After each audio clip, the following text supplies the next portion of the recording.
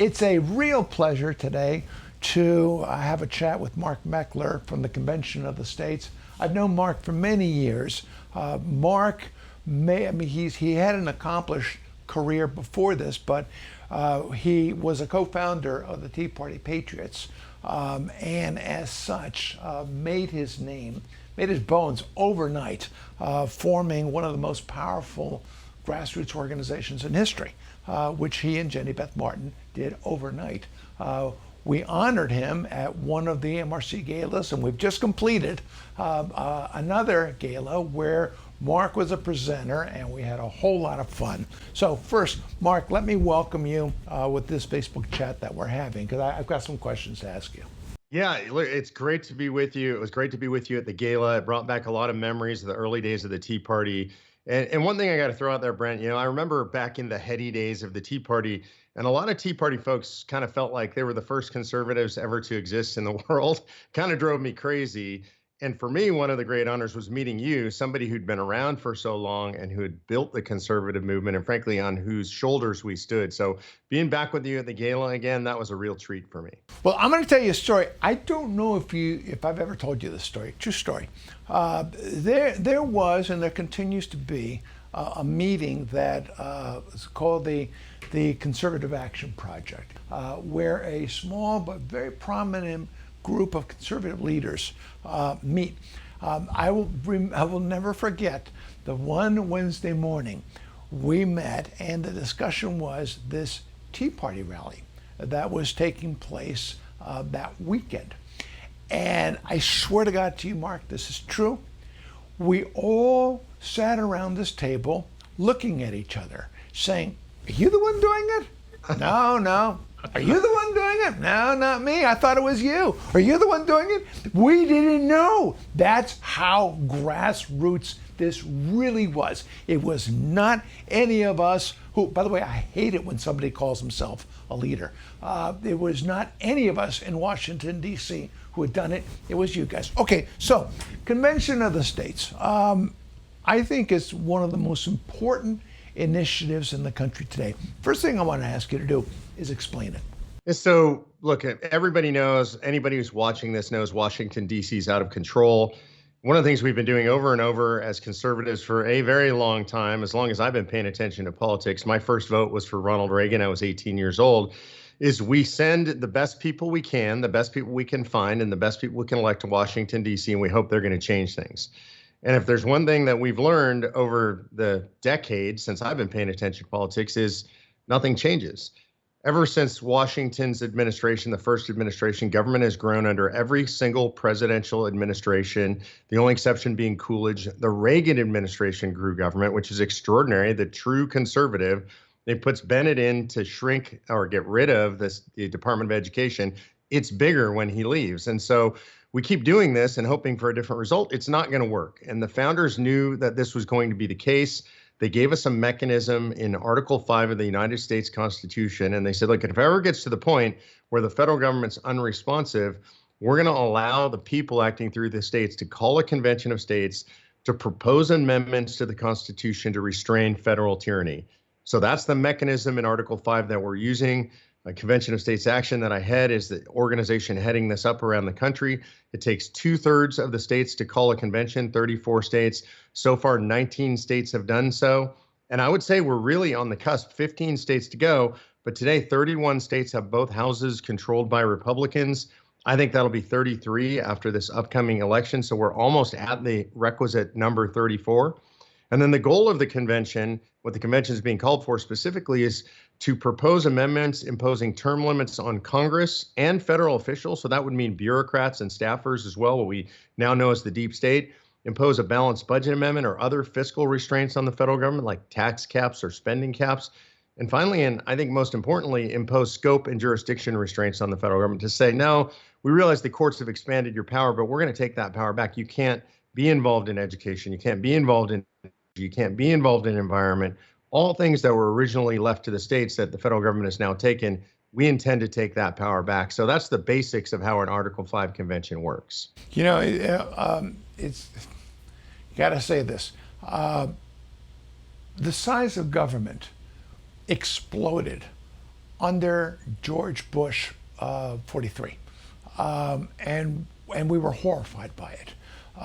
But then came Obama, and he doubled or tripled down on the debt or whatever it was, and we thought that this was deadly. Along came Donald Trump. He was even worse. We got to be honest with it. He was even worse than Obama with this spending. And now Biden. And you know, Mark, what frightens the dickens out of me is that everybody is saying it's the spending that's destroying the economy. But guess what? The spending is out of control itself. There's nothing that's reining in spending. Matter of fact, Paul Ryan, I remember when he was brought in as the fiscal conservative to make sense of this, he came up with a budget that had deficit spending as far as the eye could see. So something's got to give. You either have to change this dramatically, or I think we go to fiscal ruin, because there's nothing slowing that out of control spending train. What is, Mark, what's your answer to those who say, well, you open up the Pandora's box at that point and all sorts of nastiness can happen if you have a convention? What's your response? Let me start with the end game, which is that the framers were geniuses of structure, and they understood human nature and structure incredibly well.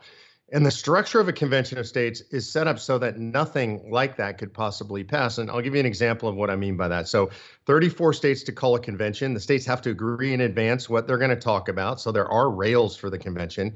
But let's presume that the naysayers are correct. They're not. We could talk about that, but presume they are. Convention gets out of control. It takes 26 states to make a suggestion.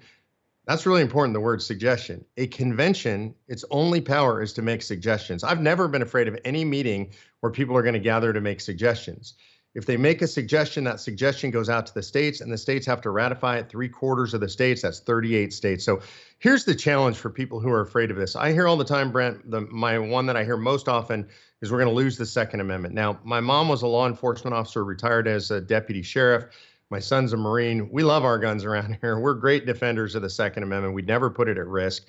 Chuck Cooper, who I know you know well, long-serving outside counsel for the NRA, litigating on behalf of the Second Amendment, is on my legal advisory board. He says it's ridiculous. But the most important reality around this is just the numbers. It takes 38 states to ratify. So if you think about that, if you're talking 38 states, that means it takes only 13 states to stop any amendment that we wouldn't want. Now, today, there are 24 states that have constitutional carry, meaning you don't need a permit to carry your weapon. There are 24 states where you can carry your handgun inside the state capitol. I've done it in many of them. I travel armed wherever I can. There are 14 states where you can carry a loaded long gun, your AR, with one in the chamber, sling it over your shoulder, and sit in the gallery. I'm not saying that's a good idea, but you can do it. The idea that we couldn't find 13 states to stop an amendment that has a negative effect on the Second Amendment is just ridiculous. And I've challenged conservatives all over the world, you know, like you, I know people like Hannity and Shapiro and Beck and all these guys have been on all those shows. I give out my personal email address, which I'll do here. It's mmeckler@cosaction.com. If somebody can name an amendment that you or I wouldn't like and list the 38 states that would ratify that, I'm happy to get on the phone with them and have a conversation. I've made that offer for 9 years. I've never received a single email. It's just impossible to ratify something that you or I wouldn't like. So who are some of the conservative leaders that are behind you? Besides me, but I don't like calling myself a leader. But besides me, because I'm fully endorsing you. Who are some of the leaders who are behind you? Yeah, look. So if you look at the conservative movement broadly speaking, and you can say this generically, first of all, which is every single nationally known conservative, leader or not, nationally known conservatives, you're in that category, who has opined on this, has opined positively. There literally are no nationally known conservative leaders who've opined negatively. There's one exception I'll give you. She has since passed away, God rest her soul, that's Phyllis Schlafly. But look, Limbaugh was not an endorser, but he spoke positively about it. Mark Levin wrote an entire book about it. He's one of our greatest supporters. Ben Shapiro is an endorser. Glenn Beck is an endorser. Steve Deace is an endorser. Pete Hegseth at Fox and Friends is an endorser. And the list goes on and on and on. And so there literally isn't anybody that I know of that's a nationally known figure that opposes it. And it's important to know who does oppose it. And that is people who signed a press release, organizations signed a press release 5 years ago on Good Friday. Over 230 leftist organizations led by Common Cause and Center on Budget and Policy Priorities, both Soros-funded policy orgs, put together a joint press release. It was signed by La Raza and MoveOn.org and Planned Parenthood. Hillary Clinton has spoken out against this. Just in the last 2 weeks, Russ Feingold, the former senator, Democrat senator from Wisconsin, a socialist senator, one of the most leftist senators ever to serve in the U.S. Senate, he wrote an entire book against Convention of States. So all the America-hating, baby-killing, communist, socialist organizations in America are against it. All the conservatives are for it. As I said, the only exception was Phyllis Schlafly, the founder of Eagle Forum, and if you like, we can go into why she was against it. I think it's just remarkable. This is one more indication of the far left knowing America doesn't support it. If America supported all those initiatives on the left, they'd have no concern with this, would they? In fact, the Convention of the States would do nothing but kind of ratify whatever they believe in, if they truly believed that they had the support of the public. What this is, I used to think it was a little bit overwrought talking about the swamp and the deep state, etc. But there really is a swamp, and there really is a deep state, and they inside the Beltway. They control the axis of power. Culturally, they control the axis of power. The only thing they don't control is the American people. And to me, it's remarkable with the billions of dollars that they're unleashing every single year. Billions with a B of dollars they're unleashing on every front. They still can't capture the American people. I think the Convention of the States is so critical. Mark Levin's book, it was the Liberty Amendments, right? That was the name of it. Yeah. I recommend to everyone that you read it, because I think it's whether you agree with his amendments or not, it's irrelevant. I think he makes the case as well as anybody I've ever seen about how this government is out of control. And his newest book about American Marxism tells you the people behind that government that is out of control. And to me, it's very, very frightening. So they're coming after you. There are news reports coming after you. It's very easy to say, well, that's just pat yourself on the shoulder. That shows you're being effective. Yada yada yada. But when somebody's been in your shoes, that's not as easy as that. What's going on? Yeah, it's been really interesting. And look, we've had our share of opponents over the years. I've been doing this 9 years now. We've built an organization of over 5 million people, the largest activist organization in America right now. And so I'm used to the attacks. It doesn't surprise me to be attacked. But this is really surprising, or I should say, just an escalation of what's been going on.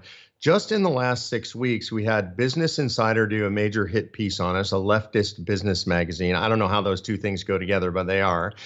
We have had the AP come after us and do a hit piece on us. They don't like us, Brent, because we're participating in state level elections all across the country. We'll be participating in over 450 elections this year.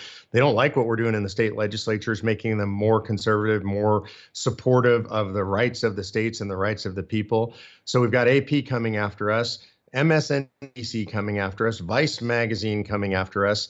It's pretty much a who's who. And then just in the last couple of weeks, as I said, Senator Russ Feingold wrote this book. That book received coverage on ABC Primetime News. I was blown away, a 15-minute interview talking about how dangerous it is for the country to have a convention of states. It received glowing coverage in the New York Times. So we're seeing as the entire leftist apparatus rise up against convention of states. And you mentioned something really important. I get a lot of emails from people saying to me, man, congratulations, Mark. It shows you're right over the target. And I appreciate people saying that. Look, I know I'm over the target. We've got the holes in the wings to show we're right over the target. We're okay, but we are right over the target. But when people say that, what I wish they would say, and I hope they'll say afterwards, is how can we help? Because when you've got somebody in the conservative movement right over the target, we all need to rally. And this is something you know from doing this for many decades, which is when one of ours is coming under attack by the left, we need to rush in and support. That's right. That's been a philosophy I've always believed in. I know that's been your philosophy all along as well. Which is why I was scared to death of the Roe v. Wade decision. Not that we would lose, but that we would win. because that would unleash the ultimate fury of the radical left, because abortion is ground zero for them, and every organization would rally around their side, and our side wasn't prepared, and that's exactly what happened. And what we're seeing is the Republican Party head for the tall grass, which I think is a despicable proposition, because then when they go back to their states, every single one of them will give a speech about how pro-life they are, and it frankly disgusts me. But going back to the Convention of the States and going back to the attacks on you, the one word that we've not raised, the IRS. You know the IRS issue because of your days in the Tea Party, probably as well as anyone. Speak, if you would, about what you believe to be the threat of the IRS. Yeah, look, I know it and I feel it viscerally. Back in the days of the Tea Party, we experienced the targeting of the IRS against Tea Party groups. In fact, we funded the only class action litigation against the IRS. It's the only class action litigation I'm aware of that the IRS has ever settled, ever paid money, $3.7 million to settle. I don't think that was enough. Lois Lerner's not in jail. All the people who assisted her are not in jail, but that's how it ended up. And so what we experienced was this direct targeting. They created these BOLO lists, be on the lookout lists, for anybody with the name Tea Party or Constitution in their group's names, and they went after those groups and they went after them hard, denying them their C3 or C4 status, asking them unconstitutional questions about who their donors were, content of their prayers, what books they were reading. So we've experienced the full force of that, and I've been with hundreds and hundreds of people that have personally experienced it. Like Brent, they came after me personally because I was helping to fund this litigation. And literally, we had to hire our own counsel separate from the counsel for the class. It was over $50,000. And they were just trying to get us to stop funding it, was the whole goal. So this was the DOJ, the attorneys for the DOJ. So I'm very familiar with all these people. So when they say that they're going to put $80 billion plus into the agency, double it, add 87,000 agents, will now have 165,000 employees, the idea that they're just going to target big corporations and wealthy people is absurd. What they're going to do is they're going to target their political enemies like they've done for a long time. And among those enemies are going to be you and I and regular Americans, people who voted for Donald Trump, people who give money to conservative candidates. They're not gentle about this stuff. They're very obvious about it. And I'm certain, absolutely 100%, that that's what these agents are going to be used for. Yep, and well, we're already seeing it. This out of the Justice Department. Look at all these subpoenas that are flying everywhere for anyone who worked for Donald Trump. You know, and I don't know, Mark, that people can appreciate it enough that when you get a subpoena like that, you now have to hire a personal lawyer. So people are being put under the gun. Either cooperate or we destroy you and destroy your family. Or, you know, so you do what we tell you to do. I think also where the IRS is concerned, do you remember Rosemary Woods in the Nixon administration? It was that infamous 18 and a half minutes of audio tape that she, quote unquote, accidentally erased with her foot while she was typing. 18 and a half minutes. How many thousands of emails at the IRS were destroyed and computers physically demolished? And I think it was 33,000 emails with Hillary Clinton bleached. They're out of control. These people are out of control while hiring goons to go after people.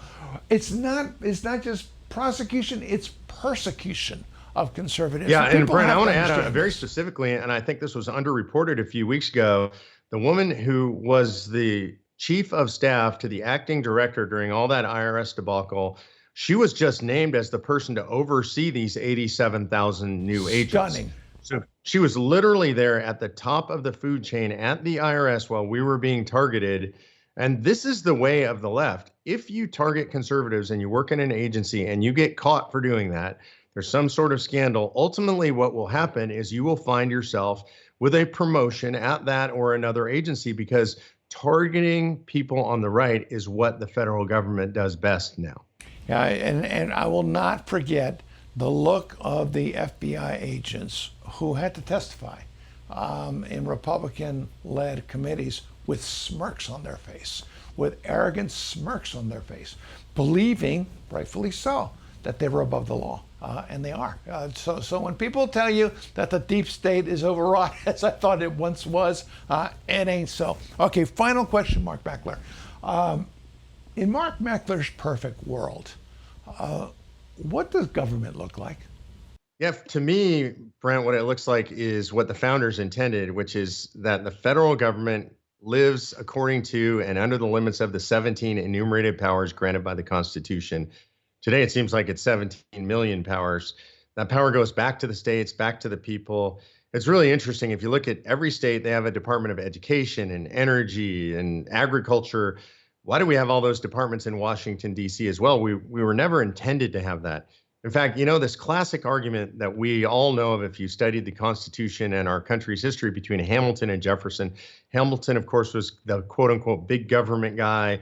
He was the urban guy. Jefferson was the agriculturalist. He was the rural guy. But they agreed on something pretty fundamental. It's what they called exclusive spheres of influence. They said if the federal government could do something, then a state couldn't. And if a state government could do something, the federal government couldn't. They couldn't imagine a situation where you would be subject to the regulatory schemes and the legal schemes of both the federal government and the state government on the same thing. They thought it would be impossible for men to exist under such a scheme. So that's where we live today. I would say we use a convention of states. We take the powers away from the federal government that weren't granted to it under the enumerated powers. We give those back to the states, and then we let people work it out in the states. Mark, I have to say that if someone were to come to me and say that the Convention of the States is the most important initiative of the conservative movement, I'd be hard-pressed to disagree. Thank you so much. Thank you, Brent.